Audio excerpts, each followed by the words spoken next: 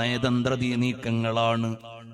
അൽ ഗസ്വത്തു വസ്സറായ മാത്രം നോക്കിയാൽ നബി സല്ലല്ലാഹു അലൈഹി വസല്ലം തങ്ങൾ വീട്ടിൽ ഇരുന്നിട്ടില്ലല്ലോ എന്ന് ആലോചിച്ചു പോകും. നബി സല്ലല്ലാഹു അലൈഹി വസല്ലം തങ്ങൾ ഖിയാമത്ത് നാൾ വരെയുള്ള മതവിധികൾ, നിസ്കാരം, നോമ്പ്, ഹജ്ജ്, അതുപോലെ ജുമുഅ, ഇതെല്ലാം മദീനയിലെ 10 കൊല്ലത്തിന്റെ ഇടയിലാണ്. ശിക്ഷാ നടപടികളുടെ ഖിസാസ് മുതൽ അനന്തരാവകാശത്തിന്റെ ഫറായിള് മുതൽ ഇസ്ലാമിക കർമ്മശാസ്ത്രത്തിൽ അന്ത്യനാള് വരെ നടപ്പിലാക്കേണ്ട മുഴുവൻ കാര്യങ്ങളും ഈ ഒരു 10 കൊല്ലം കൊണ്ട് പഠിപ്പിച്ച നബി സല്ലല്ലാഹു അലൈഹി വസല്ലം തങ്ങളെ നോക്കിയാൽ തങ്ങൾ മുഴുവൻ സമയവും പള്ളിയിൽ ദർസ് നടത്തിയിരുന്നതാണെന്ന് പറയേണ്ടി വരും. നബി സല്ലല്ലാഹു അലൈഹി വസല്ലം തങ്ങളുടെ പത്നി ആയിഷ റളിയല്ലാഹു അൻഹയോട് എങ്ങനെയായിരുന്നു അവിടുത്തെ ജീവിതം എന്ന് ചോദിച്ചപ്പോൾ പറഞ്ഞില്ലേ, സാധാരണക്കാർ വീട്ടിൽ ഭാര്യമാരോടൊപ്പം വീട്ടുജോലികളിൽ സഹായിക്കും പോലെ എന്നെ സഹായിക്കാറുണ്ട്. വസ്ത്രമലക്കാറുണ്ട്, ആടിനെ കറക്കാറുണ്ട്, വീട് വൃത്തിയാക്കാറുണ്ട്, ചെരുപ്പ് തുന്നാറുണ്ട്. വാങ്ങു കൊടുക്കുമ്പോൾ പള്ളിയിൽ പോകാറാണ് പതിവ്. പിന്നെ നിൽക്കൂല. ഇത് കേട്ടാൽ വിചാരിക്കും 5 വഖത്ത് ഇമാമത്ത് പള്ളിയിൽ നിന്ന് ഇടക്കുള്ള സമയം മുഴുവനും വീട്ടിൽ കഴിഞ്ഞൊരു നബിയാണെന്ന്. ആ ഹദീസ് വായിക്കുമ്പോ അങ്ങനെയാണ് തോന്നിപ്പോവുക.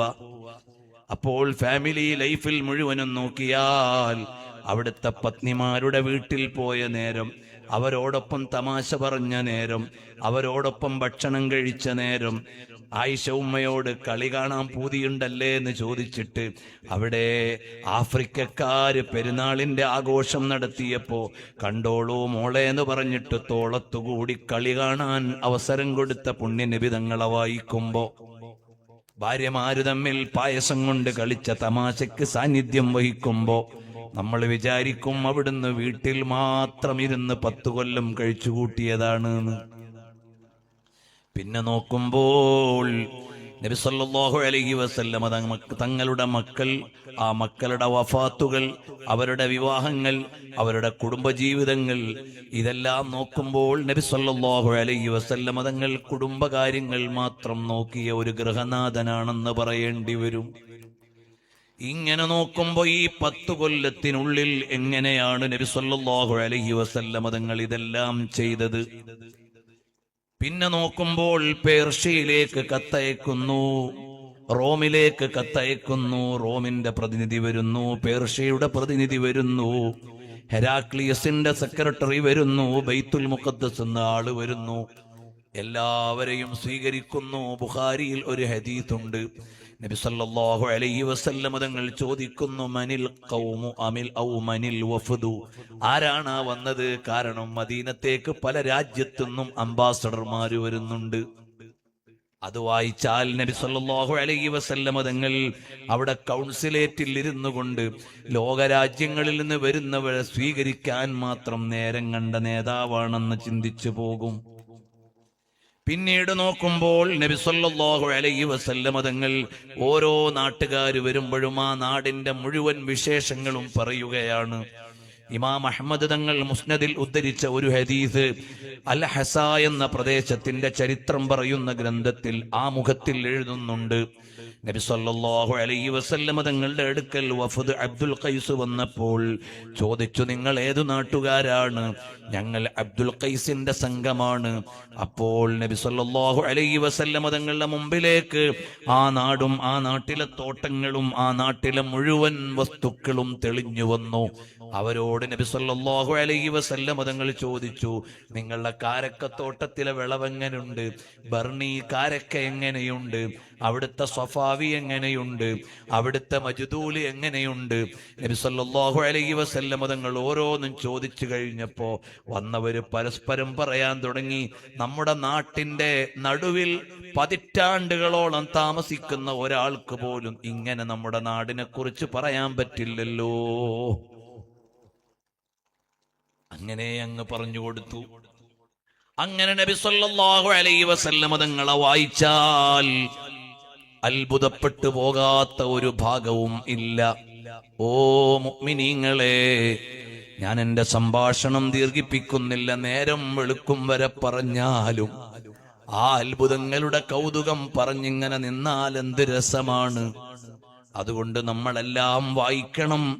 വായിക്കാനുള്ള ചെറിയ ഗ്രന്ഥങ്ങളൊക്കെ നിങ്ങൾക്ക് ഇവിടെ ലഭിക്കും. എല്ലാവരും വാങ്ങിക്കൊണ്ടുപോയി വായിക്കണം, വായിപ്പിക്കണം. പറയട്ടെ, ആ നബി സല്ലല്ലാഹു അലൈഹി വസല്ലം തങ്ങളെ അറിയുമ്പോൾ ആദരവ് വർദ്ധിക്കും, പഠിക്കുമ്പോൾ ബഹുമാനം വർദ്ധിക്കും. എനിക്ക് ഈ ചരിത്രം വായിക്കുമ്പോൾ ഏറ്റവും വലിയ അസൂയ അനസ് ബിൻ മാലിക് തങ്ങളോടാണ്. കുറെ കാലം വരെ അസൂയ അനസ് ബിൻ മാലിക് തങ്ങളോടായിരുന്നു.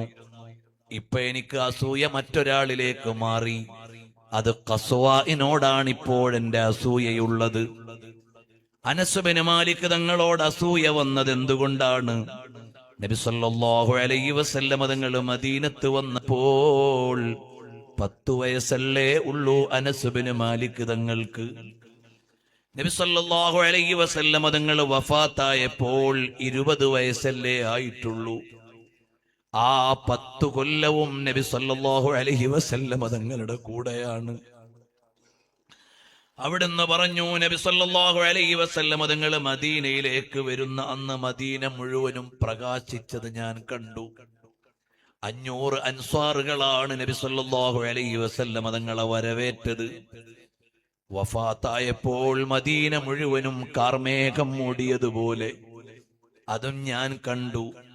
ഖദംതു ലി റസൂലില്ലാഹി സ്വല്ലല്ലാഹു അലൈഹി വസല്ലം 10 സനവാത്തിൻ, 10 കൊല്ലം ഞാൻ നബി സല്ലല്ലാഹു അലൈഹി വസല്ലം തങ്ങളുടെ കൂടെ നിന്ന ആളാണ്. ആ 10 കൊല്ലത്തെ ജീവിതത്തിൽ നിന്ന് മഹാനവറുകൾ പറഞ്ഞു, മാ ഖാല ലീ ലിശൈഇൻ ഫഅൽതു ലിമ ഫഅൽത. എപ്പോഴെങ്കിലും എന്തെങ്കിലും ഒരു കാര്യം ചെയ്തതിന് എന്തേ ചെയ്തത് എന്ന് ചോദിച്ചെന്നെ കുറ്റപ്പെടുത്തിയിട്ടില്ല. മാ ഖാല ലീ ലിശൈഇൻ തറക്തു ലിമ തറക്ത. ഒരു കാര്യം ചെയ്യാത്തതിന് എന്തേ അനസേ ചെയ്യാഞ്ഞത് എന്ന് ചോദിച്ചിട്ടില്ല. വമാലാമനീ ഖത്തു, ഒരിക്കലും എന്നെ ആക്ഷേപിച്ചിട്ടില്ല. വമാ ശതമനീ ഖത്തു, ഒരിക്കലും എന്നെ ചീത്ത വിളിച്ചിട്ടില്ല. വമാ ഖാല ലീ ഖത്തു ബിഅ്സമാ സ്വനഅത, ചെയ്തത് മോശമായി പോയല്ലോ അനസേ എന്നെന്നോടൊരിക്കലും പറഞ്ഞിട്ടില്ല. ചിലപ്പോഴെന്നെ ആദരപൂർവ്വം വിളിക്കും, ചിലപ്പോഴെന്നെ തമാശയോടെ വിളിക്കും, ചിലപ്പോൾ എന്നെ 2 ചെവിയുള്ള ആളേന്ന് തമാശ പറയും. എല്ലാവർക്കും 2 ചെവിയുണ്ടല്ലോ, അപ്പോഴത് കളവല്ല, വിളിക്കുമ്പോൾ ഒരു രസമാണ്. അങ്ങനെ ഞാൻ കേട്ടാസ്വദിച്ച കണ്ടാസ്വദിച്ച നബി സല്ലല്ലാഹു അലൈഹി വസല്ലമ തങ്ങളാണ്. അനസ് ബിൻ മാലിക് റളിയല്ലാഹു അൻഹു പറയുന്നുണ്ടല്ലോ, ബാബു ദുആഇ ലി അനസ്. അനസ് ബിൻ മാലിക് തങ്ങൾക്ക് നബി സല്ലല്ലാഹു അലൈഹി വസല്ലം തങ്ങൾ ദുആ ചെയ്തു കൊടുത്തു. ആ ദുആ ചെയ്തു കൊടുത്ത ഹദീസ് സ്വഹീഹുൽ ബുഖാരിയിലുണ്ട്. സ്വഹീഹുൽ ബുഖാരിക്കൊരു വിശേഷമുണ്ട്. അതെന്താണ്? ഈ ഹദീസ് കിതാബിൽ എഴുതണോ വേണ്ടേ എന്ന് ഇമാം ബുഖാരി തങ്ങൾ 2 റക്അത്ത് ഇസ്തിഖാറ ചെയ്തിട്ടാണ് എഴുതിയത്. സ്വഹീഹുൽ ബുഖാരിയിലെ ഹെഡിങ് എഴുതിയത് റൗളത്തുൽ മുശറഫയിൽ നിസ്കരിച്ച് ഇസ്തിഖാറ ചെയ്തിട്ടാണ്. അഥവാ മാ ബൈന ബൈതി വ മിൻബരി റൗളത്തും മിൻ റിയാദിൽ ജന്ന എന്ന സ്വർഗത്തോപ്പിൽ ഇരുന്നല്ലേ ഇമാം ബുഖാരി തങ്ങൾ സ്വഹീഹുൽ ബുഖാരിയിലെ തറാജുമുകൾ, ടൈറ്റിലുകൾ എഴുതിയത്. അതിലൊരു ടൈറ്റിലിൽ അനസ് ബിൻ മാലിക് തങ്ങൾ വന്നിട്ടുണ്ട്. പിന്നെങ്ങനെ അസൂയപ്പെടാതിരിക്കും? അനസ് ബിൻ മാലിക് റളിയല്ലാഹു അൻഹു അവിടുന്ന് നബി സല്ലല്ലാഹു അലൈഹി വസല്ലം തങ്ങൾ ഖാദിമിന് ദുആ ചെയ്തു കൊടുത്തത് എന്താണ്? അല്ലാഹുമ്മ ബാരിക് ലഹു ഫീ ഉംരിഹി, അനസിന് നല്ല ദീർഘായുസ് കൊടുക്കണേ അല്ലാഹ്.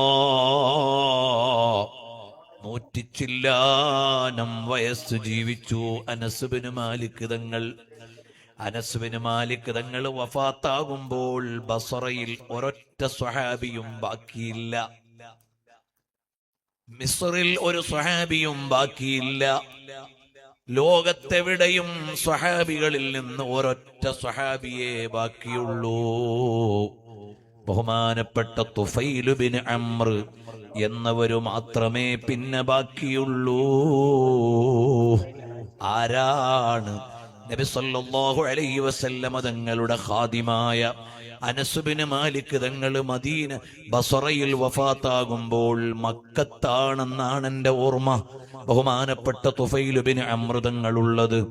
അന്ന് ലോകത്ത് വേറെവിടെയും ഒരു സ്വഹാബിയും ബാക്കിയില്ല.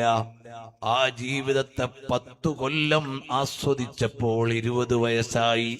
പിന്നീട് 80 കൊല്ലത്തിലേറെ, 1 നൂറ്റാണ്ടോളം ജീവിച്ച സ്വഹാബിയാണ് അനസ് ബിൻ മാലിക് തങ്ങൾ, ഖാദിമു റസൂലില്ലാഹി സല്ലല്ലാഹു അലൈഹി വസല്ലം. ആ അനസ് ബിൻ മാലിക് തങ്ങൾ നബി സല്ലല്ലാഹു അലൈഹി വസല്ലം തങ്ങളിൽ നിന്ന് പാത്തുവെച്ച ചില കാര്യങ്ങളുണ്ട്, അവിടുന്ന് കരുതി വെച്ച ചില കാര്യങ്ങളുണ്ട്.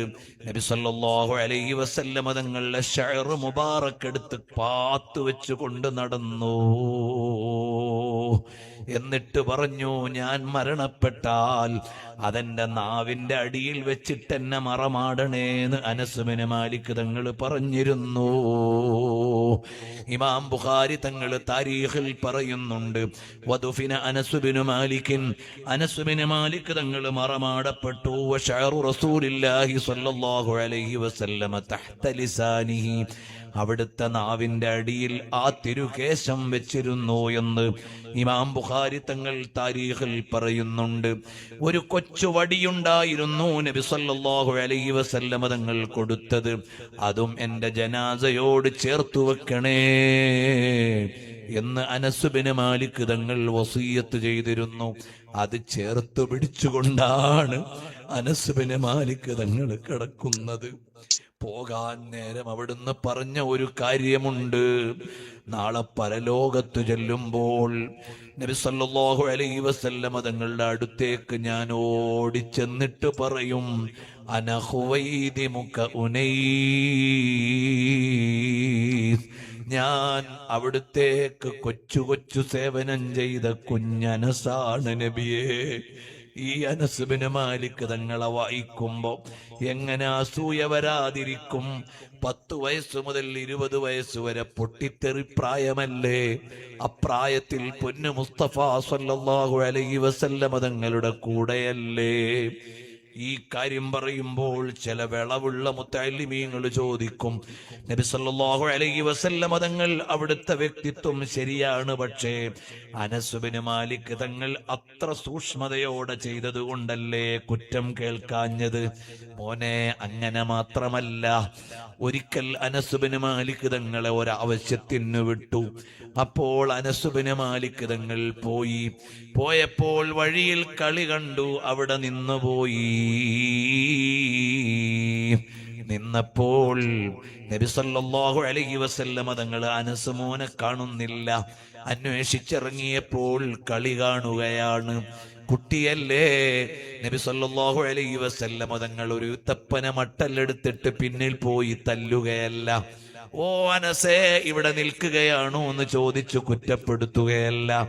അനസുമോന്റെ തോളിൽ പോയി, പിന്നിലൂടെ പോയി അനസുമോന്റെ തോളിൽ മുഖം ചേർത്തു വെച്ച്, ചേർത്തു വെച്ച് അനസുമോൻ നോക്കുന്ന വഴിക്ക് നോക്കിയിട്ട് ചോദിച്ചു, കളി നല്ല രസമുണ്ട് അല്ലേ? അതായിരുന്നു റഹ്മത്തുൽ ലിൽ ആലമീൻ സല്ലല്ലാഹു അലൈഹി വസല്ലം തങ്ങൾ. പിന്നൊരിക്കൽ അനസ് ബിൻ മാലിക് തങ്ങൾ തന്നെ പറയുന്നുണ്ട്, ഒരിക്കൽ എന്നോടൊരു കാര്യം പറഞ്ഞു, മോനെ പോയിട്ടത് നിർവഹിച്ചു വരാൻ. ഞാനൊരു കുട്ടിക്കുറുമ്പ് കാണിച്ചു, ഞാൻ പോവില്ല എന്ന് പറഞ്ഞു. പറയുമ്പോഴും എൻ്റെ മനസ്സിലത് പോകണമെന്നാണുള്ളത്. ഞാൻ അങ്ങനെ പറഞ്ഞപ്പോഴും അവിടുന്ന് എന്നെ കുറ്റപ്പെടുത്തിയില്ല. ആ ജീവിതത്തിന്റെ ഉടമയെ നമ്മൾ വായിക്കാതെങ്ങനെ ജീവിതം പൂർത്തിയാകും? ഇങ്ങനെ അനസ് ബിൻ മാലിക് തങ്ങളെ മാത്രം വായിച്ചാൽ അതൊരു മഹാലോകമാണ്. അല്ലാഹുമ്മ ബാരിക് ലഹു ഫീ ഉംരിഹി എന്ന ഭാഗമാണ് ഞാൻ പറഞ്ഞത്. വബാരിക് ലഹു ഫീ മാലിഹി, എന്റെ അനസുബിന് മാലിക്കിന് ഇവിടെ ഒരു കാര്യം ചിന്തിക്കണം. 63-ാമത്തെ വയസ്സിൽ അർ-റഫീഖൽ അഅ്ലാ എന്ന് പറഞ്ഞ് വയസ്സ് മതി എന്ന് പറഞ്ഞ നബിതങ്ങള് അനസുബിന് മാലിക് തങ്ങൾക്ക് 100 വയസ്സിന് ദുആ ചെയ്തു കൊടുത്തു. അങ്ങനെ പറഞ്ഞാൽ എന്തെല്ലാം പറയാനുണ്ട്.